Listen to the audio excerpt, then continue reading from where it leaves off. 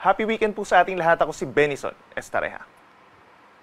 Patuloy pa rin ang epekto ng iba't ibang weather systems po sa ating bansa. Una na dyan ay ang pag-ihip pa rin ng northeast monsoon or amihan sa may extreme northern Luzon. At ang shear line naman po sa may silangang parte ng northern Luzon, ito yung linya kung saan nagtatagpo po ang malamig na amihan at mainit na easterlies.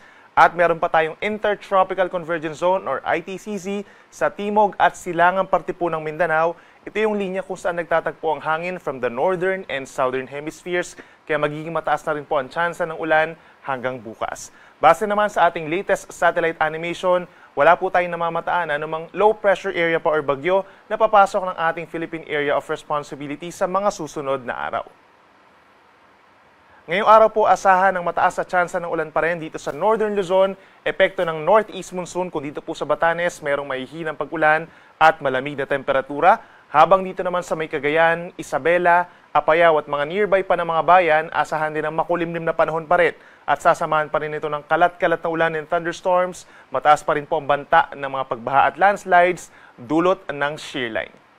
Sa natitirang bahagi naman ng Luzon, asahan pa rin ang bahagyang maulap at minsan maulap na kalangitan na sinasamahan pa rin po ng mataas sa tsansa ng ulan kung dito sa may eastern side of Luzon, particularly sa paligid ng Sierra Madre, dito po sa may Aurora at sa may Quezon, sa may paligid ng Banahaw, at maging dito rin po sa may Bicol region, pagsapit ng hapon yan hanggang gabi. Habang sa Metro Manila at mga kalapit na lugar, may mga areas pa rin po, may mga times pa rin na makulimlim ang panahon, lalo na sa tanghali at sa hapon.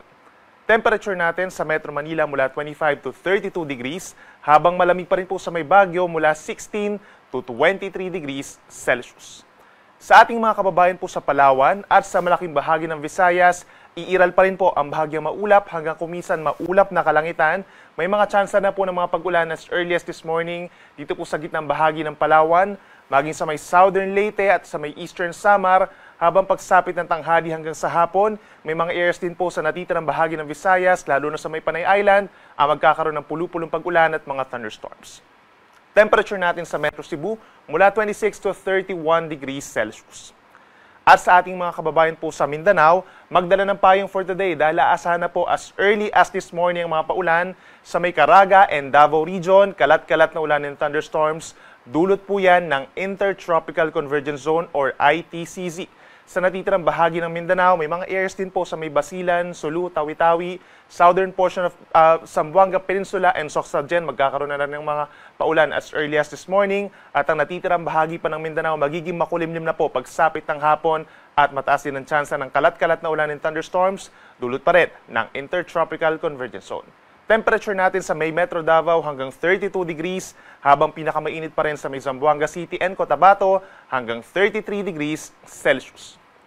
For today, asahan pa rin po ang maalon na karagatan dito po sa may baybayin sa may Northern Luzon. Epekto pa rin po yan ng northeast monsoon or hanging amihan.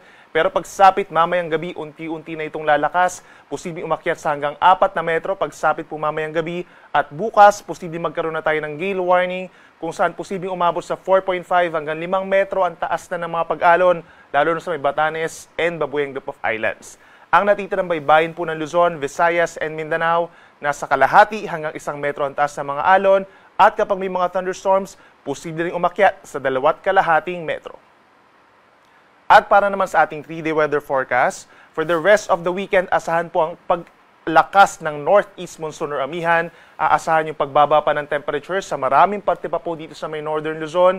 Kabilang na dyan ang Ilocos Provinces, Kalinga, Apayao, Batanes, and Cagayan. Dulot nga po yan ng amihan, habang ang shear line o yung banggaan ng mainit at malamig na hangin ay iiral pa rin po dito sa may Isabela, down to Aurora, Quezon, and dito rin sa may Bicol region, banggaan po yan ng mainit at malamig na hangin. Pero aasahan din po yung mga kalat-kalat na mga pag-ulan at mga thunderstorms. Make sure na meron tayong dalang payong kung lalabas ng bahay. Habang ang malaking bahagi po ng Mindanao at dito rin sa may Eastern Visayas, nananatili pa rin ang epekto ng Intertropical Convergence Zone by tomorrow. Make sure po na meron tayong dalang payong at laging magantabay na sa mga advisories and heavy rainfall warnings po ng Pag-asa. Pagsapit naman ng Monday and Tuesday, that's December 9 and December 10 po, asahan din ang mataas na tsansa na panampagulan dito po sa may Central Luzon, Southern Luzon, and Visayas dahil dun sa pag-akyat ng shear line o yung banggaan nga po ng mainit at malamig na hangin. At aasahan pa rin ang malakas na northeast monsoon or amihan dito sa may Northern Luzon. Nandyan pa rin po yung mahina hanggang katamtamang mga pagulan at makulimlim na panahon na sinasamahan ng mababang temperatures.